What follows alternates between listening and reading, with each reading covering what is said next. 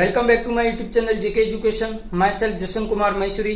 अगर आप इस यूट्यूब चैनल पे नए तो please subscribe this channel and press the bell icon, जिससे आने वाली न्यू वीडियो आपको नोटिफिकेशन द्वारा मिल जाएगी। लास्ट क्लास के अंदर हमने डिस्कस किया था कि जो हमारा क्वांटम मॉडल था हमने उसके बारे में डिस्कस किया था, जिसके अंदर हमने हमारे लास्ट के अंदर आई थे 4 N, L, M and S quantum number. ये कहां से आए थे? श्रोडिंगर वेव इक्वेशन को जब हम सॉल्व करते हैं तब श्रोडिंगर वेव इक्वेशन में पूछ लिया जाता है कि इससे कितने टाइप के क्वांटम नंबर मिलते हैं, तो 3 टाइप के, N, L, M। S नहीं मिलता, S अलग से डिस्कवर किया था। ठीक है, तो इसके बाद आज हम देखेंगे, डिस्कस करेंगे हमारे क्वांटम नंबर के बारे में। क्वांटम नंबर 4 टाइप के, मेन क्वांटम या प्रिंसिपल क्वांटम, एजीमुथल, M यानी मैग्नेटिक, S यानी स्पिन। मुख्य क्वांटम संख्या, द्विगंशीय क्वांटम संख्या, मैग्नेटिक यानी कि अगर मैं बात करूं चुंबकीय क्वांटम संख्या, और स्पिन क्वांटम संख्या यानी कि चक्रण क्वांटम संख्या। तो सर ये हमारे कहां काम आती है क्वांटम नंबर? क्वांटम नंबर हमारे किसी पार्टिकल्स को शो करने के लिए कि वो पार्टिकल्स कहाँ है और क्या कर रहा है, उसकी क्या एनर्जी है, उसकी क्या शेप है वगैरह को। तो सबसे पहले अगर मैं बात करूं स्पेसिफिक पर्सन, अगर मैं किसी पर्सन की बात करूं तो वो कौन सी कंट्री में रहता है, कौन सी सिटी में रहता है, उस सिटी के अंदर कौन से स्थान पे रहता है और उसका हाउस नंबर क्या है। तो उस अकॉर्डिंग अगर मैं इसको एडजस्ट करूं तो जो कंट्री होती है वो क्या शो करती है? Main quantum number. Main quantum number का मीन्स है क्या है? शेल, कि उसकी शेल कौन सी है। ठीक है, फिर अगर मैं बात करूं सिटी की, तो सिटी मतलब एजीमुथल क्वांटम नंबर। ये क्या शो करता है कि सेल के अंदर कौन सी सब शेल है। ठीक है, कौन सी सब शेल है। थर्ड में बात करूं पैलेस की, पैलेस कहां पर है? पैलेस की अगर मैं बात करूं तो वो क्या शो करता है? इलेक्ट्रॉन या पार्टिकल्स का ऑर्बिट या ऑर्बिटल, मैं बात करूं ऑर्बिटल को शो करता है। फोर्थ अगर मैं बात करूं हाउस नंबर या स्पिन क्या शो करता है? वो करता है इलेक्ट्रॉन की स्पिन को, इलेक्ट्रॉन की स्पिन को शो करता है। मतलब अगर हमें मेन क्वांटम नंबर पता है किसी एलिमेंट या पार्टिकल्स की तो हम उसकी शेल बता सकते हैं। एजीमुथल पता है तो हम उसकी सब शेल पता लगा सकते हैं। मैग्नेटिक पता है तो हम उसका ऑर्बिट भी पता लगा सकते हैं कि ये कौन से ऑर्बिट के अंदर है। और स्पिन पता है तो हम उसका इलेक्ट्रॉन का स्पिन के बारे में, यानी कि वो प्लस हाफ में है या माइनस हाफ के अंदर पता लगा सकते हैं।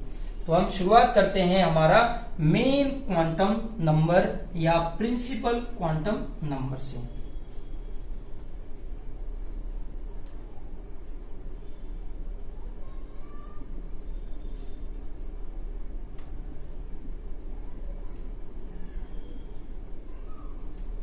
ठीक है, मेन क्वांटम नंबर, इसे हम रिप्रेजेंट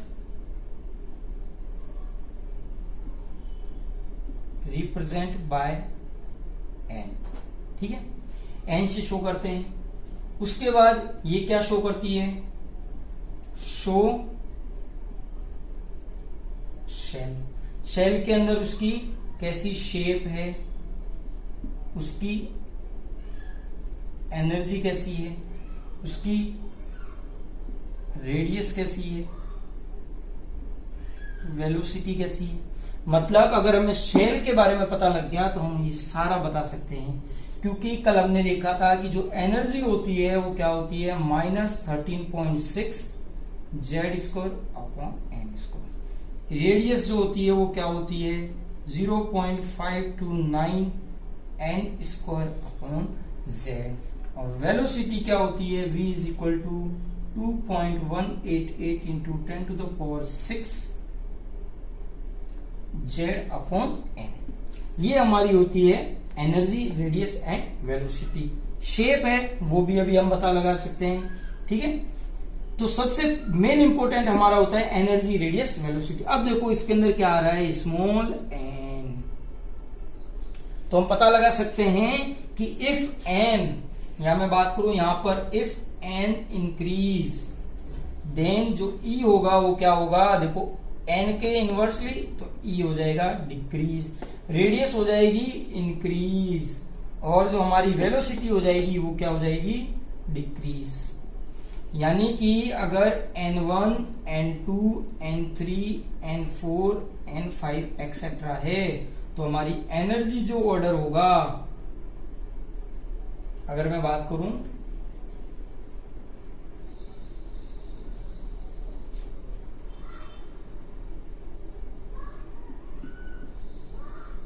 एनर्जी ऑर्डर जो होगा वो क्या होगा, E1, E2, E3, E4, ठीक है।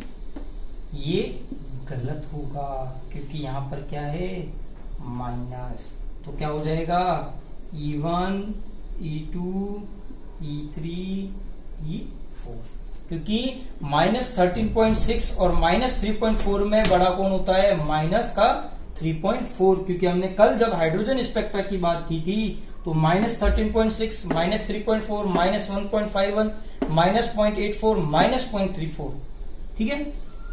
तो ये हमने डिस्कस किया था। उसके बाद अगर मैं रेडियस की बात करूं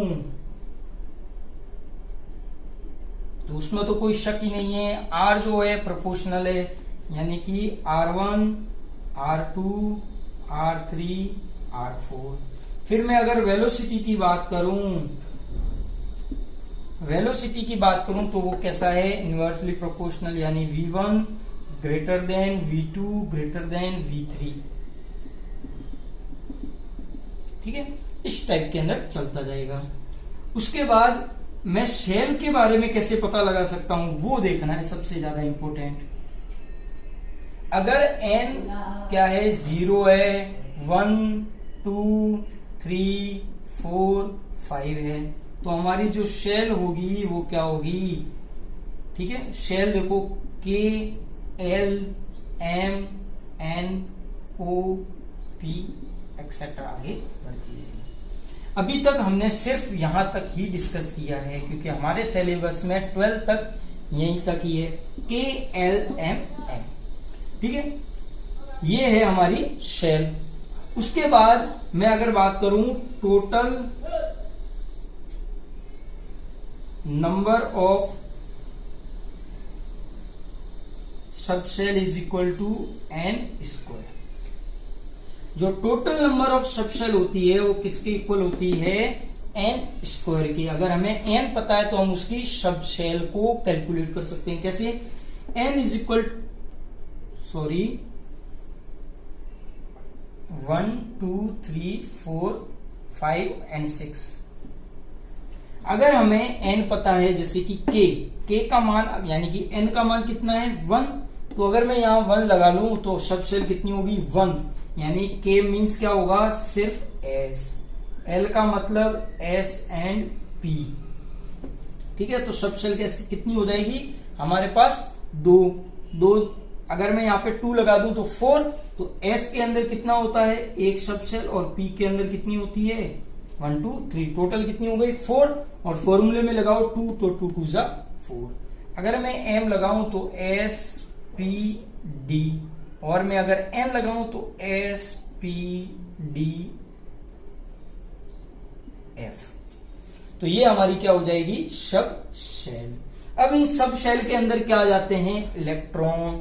तो इलेक्ट्रॉन को भरना है हमें, तो टोटल नंबर ऑफ इलेक्ट्रॉन क्या होते हैं वो देख लो।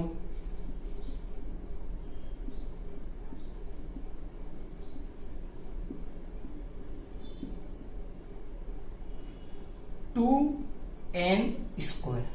टोटल नंबर ऑफ इलेक्ट्रॉन क्या होता है, 2n²। चलो लगाते हैं, पुट करो वैल्यू। n का मान 1 है तो कितना हो जाएगा 2 इलेक्ट्रॉन। तो n का मान 1 यानी कि s के अंदर कितने होते हैं 2। फिर मैं बात करूं n इज इक्वल टू 2, तो 2 2 जा 4, 4 2 जा 8, यानी कि टोटल कितने इलेक्ट्रॉन हो गए 8 इलेक्ट्रॉन। तो इनमें इलेक्ट्रॉन भरो 1 2 3 4 5 6 7 8, यानी कि फॉर्मूले के अंदर ये फॉर्मूला सही बैठ रहा है। तो ये हमें पता लग गया कि अगर हमें कोई शेल गिवन है, यानी कि n पता है, तो हम उसकी शेल बता सकते हैं। शेल के बाद हम उसकी सब शेल पता लगा सकते हैं कि इसके अंदर कितने सब शेल पॉसिबल है।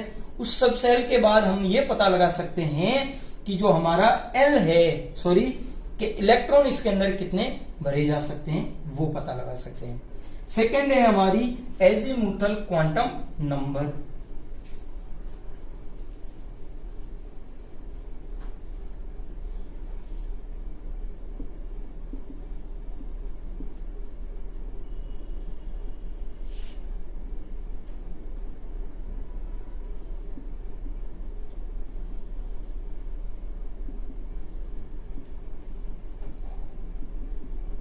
Represent by small L. Show क्या करती है? सब शेल। फॉर एन, एल जो होगा वो क्या होगा? 0 to n-1। अगर मैं इसमें नेक्स्ट देखता हूं कि क्या होता है, एन एल, और वो क्या शो कर रहा है? सब शेल को, ठीक है। या मैं बात करूं सब शेल, अगर n का मान 1 है तो l क्या हो जाएगा हमारा? 0, ठीक है, क्योंकि l क्या होता है? 0 और n-1, तो 0 का या 1 में से बन गया 0। सब शेल कौन सी हो जाएगी हमारी? s। n is equal to 2, तो क्या हो जाएगा? 0 और 1, तो हमारी सब शेल क्या हो जाएगी? S and P। 1 का मान क्या होता है? P। अगर 3 है तो क्या हो जाएगा? 0 1 2, तो S P D। 4 है हमारा तो 0 1 2 3 S P D F। ये हमारी क्या हो जाएगी? सब शेल। ये उसी फॉर्मूले से आया है जिस टाइप में अभी हमने n निकाला था, या हम n से ही सीधा कर सकते हैं। n का मान 1 है, यानी कि लगाओ 1 फॉर्मूले में, तो कितना आएगा? 1 सब शेल, तो 1 सब शेल आ रही है। n स्क्वायर 2, तो 2 2 4, तो 4 सब शेल आएगी, क्योंकि s के अंदर 1 और p के अंदर 3, ठीक है। तो ये है हमारा क्वांटम या एजीमुथल क्वांटम नंबर। इससे हमें पता लग जाएगी कि शेल कैसी है, उस शेल की क्या है शेप, ये भी हम पता लगा सकते हैं। जो S होता है वो कैसा होता है? इस शेप को अगर मैं कहूं तो ये जब S spin quantum number complete होगा तब मैं आपको बता दूंगा कि शेप कैसी कैसी होती है सब शेल्स की। थर्ड हमारा टॉपिक है, अगर मैं इसके अंदर इलेक्ट्रॉन को अगर फील करूं, electron,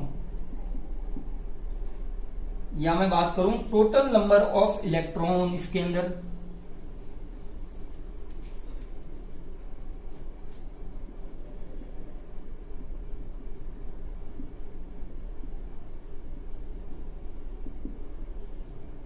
total number of electron की अगर मैं बात करूं तो क्या?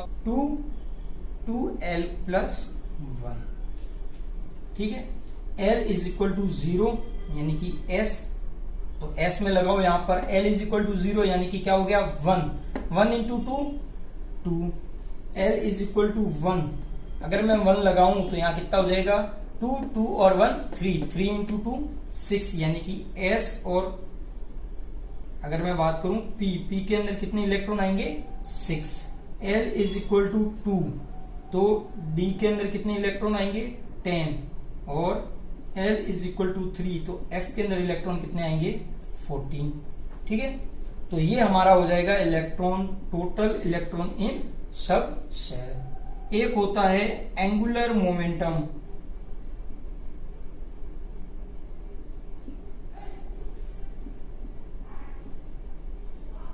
Angular momentum of sub shell क्या होता है? l प्लस 1 का square root h upon 2 pi, या मैं बात कर सकता हूं और is equal to h l plus 1 h bar is equal to h upon 2 pi के इक्वल होता है। तो ये है हमारा एजीमुथल क्वांटम नंबर। थर्ड है हमारा मैग्नेटिक क्वांटम नंबर।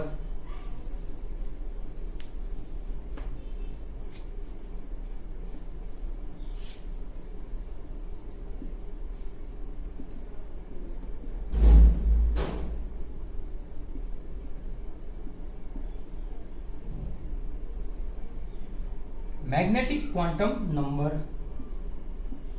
शो या मैं रिप्रेजेंट की बात करूं किससे होता है, स्मॉल m से। शो क्या करता है, ये ऑर्बिट या ऑर्बिटल को शो करता है। इसकी वैल्यू क्या होती है, L2 या -L2 प्लस L के अंदर। अभी पता लगा सकते हैं कि क्या होता है, देख लो यहां पर कि अगर मैं बात करूं यहां पर L की, कि अगर L इज इक्वल टू 0 है तो M क्या हो जाएगा। ठीक है, अगर मैं L और M दोनों की वैल्यू को अगर पुट करता हुआ चलूं, L और M, L अगर 0 है तो ये भी क्या हो जाएगा, 0। तो L का 0 का तो कोई वैल्यू ही नहीं है। ठीक है, अगर मैं L इज इक्वल टू 1 करूं तो ये क्या हो जाएगा, -1 0 प्लस 1 -1, क्योंकि -L2 प्लस 1 2 मैंने लगाया है, यानी कि -1 से +1 की तरफ। अगर 2 है तो -2 -1 0 प्लस 1 एंड +2। 3 है तो -3 -2 -1 0 प्लस 1 +2 प्लस, ये होता है m की वैल्यू। और m क्या होता है, मैग्नेटिक क्वांटम नंबर। उसकी वैल्यू क्या होती है, -L2 प्लस L। ये इतना ही है इसमें। फिर हमारा लास्ट होता है spin quantum number.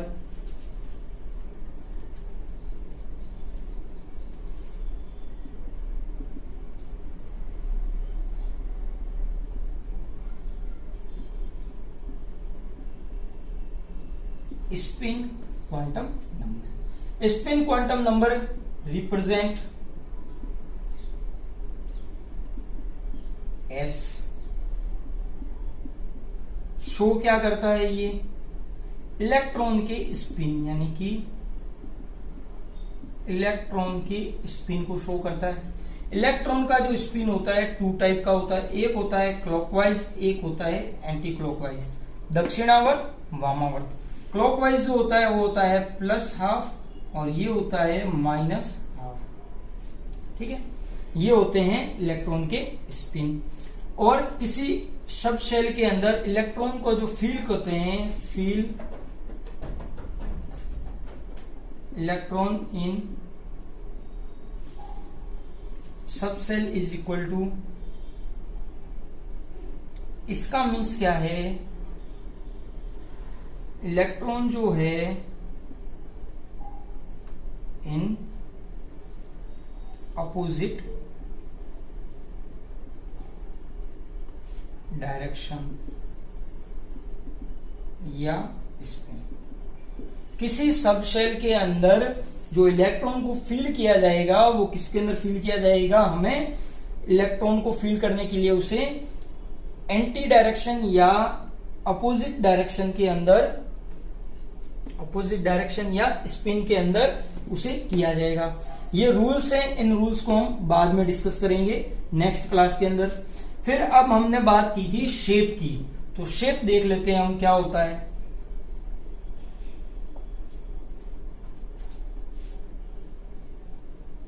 Shape S जो होता है वो कैसा होता है, शेप में सर्कुलर, या मैं बात करूं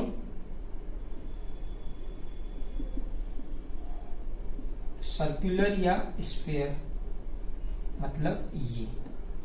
पी जो होता है वो कैसा होता है, डंबल। पास जो पी होता है वो 3 टाइप का होता है। एक होता है PX, PY और PZ। PX मतलब अगर मैं ये X डायरेक्शन लूं, इफ ये Y और इफ ये Z, तो क्या हो जाएगा, ये हो जाएगा हमारा PX, ये हमारा हो जाएगा PY और ये हमारा हो जाएगा PZ। अब सब लोग ये सोच रहे होंगे कि सर आपने सब एक जैसा ही तो लगाया है। नहीं, क्योंकि मैंने देखो एक्सिस चेंज कर दी है। अगर आपको एक्सिस Y ये दे तो आपको ऐसे बनाना है Y को। ठीक है, तो ये है हमारा पी के शेप। फिर जो हमारा थर्ड होता है वो है डी। डी जो होता है वो कैसा होता है, बाई, या मैं बात करूं डबल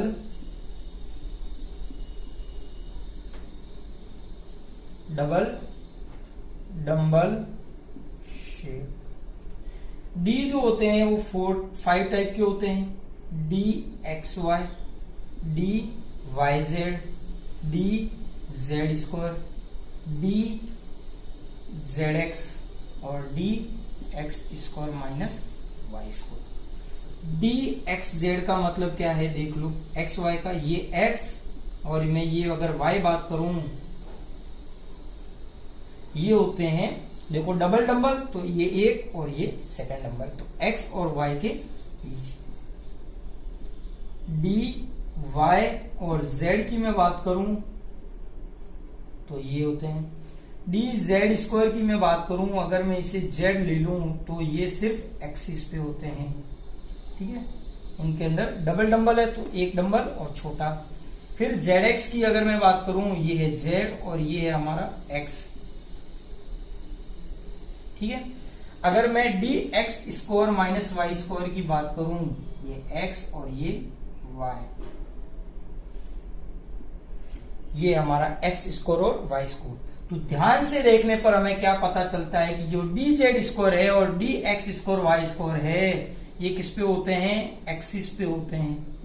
देखो एक्सिस पे बन रहे हैं, बाकी वाला कोई भी एक्सिस पे नहीं बन रहा है। तो ये इंपॉर्टेंट एग्जाम में पूछ लिया जाता है कि इसके अंदर एक्सियल डी कौन सा है। तो जब हम क्लास 12th के अंदर डिस्कस करेंगे, या इसी के अंदर जब हम हाइब्रिडाइजेशन के बारे में पढ़ेंगे, नेक्स्ट जो हमारा चैप्टर होगा 4, जिसके अंदर बॉन्ड के बारे में रिप्रेजेंट करते हैं कि बॉन्ड को कैसे शो करते हैं, वो उसके अंदर हम क्या देखेंगे कि जो डी होगा और डी जेड स्क्वायर और D x square minus Y square होगा, उसके अंदर स्ट्रक्चर को कैसे शो करते हैं, ठीक है। क्योंकि हाइब्रिडाइजेशन के अंदर ये इंपॉर्टेंट होता है। और फिफ्थ जो हमारी होती है हमारी एफ, क्योंकि हमने एस पी डी और एफ के बारे में देखा था। एफ जो होता है वो कैसा होता है, थोड़ा कॉम्प्लेक्स स्ट्रक्चर होती है, वो क्या होती है, नॉट इन सिलेबस, हमारे सिलेबस के अंदर ये नहीं है स्ट्रक्चर।